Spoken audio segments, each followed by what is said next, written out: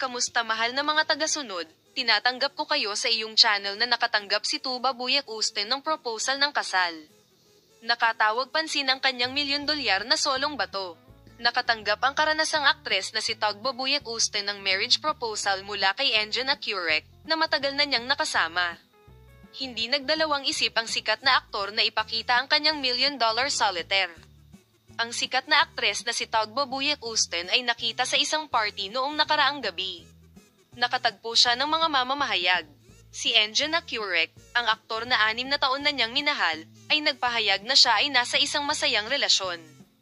Kinumpirma ni Tuba Buyak Usten na natanggap at tinanggap niya ang proposal ng kasal sa pamamagitan ng hindi pagsagot sa mga tanong. Ang halaga ng nag-iisang bato ng Tuba Buyak Usten ay higit sa 1,000,000 TL. Malapit na bang magpakasal ang mga mamamahayag? Sinagot ni Tuba Buyak Usten ang tanong na, tulad ng alam mo, hindi ako nagsisiwalat ng marami tungkol sa aking pribadong buhay. Napakaganda ng relasyon namin. Naway protektahan ka ng Diyos mula sa masasamang mata. Naway ingatan ako ng Diyos. Hindi kami masyadong nagbibigay ng date, ayoko. Pero ibabahagi ko sa iyo ang iba pang mahahalagang bagay, sagot niya. Ang aesthetic-less na estado ng sikat na aktres na si Tuba Buyak Usten, na nakakakuha ng atensyon sa kanyang kagandahan, ay nahayag.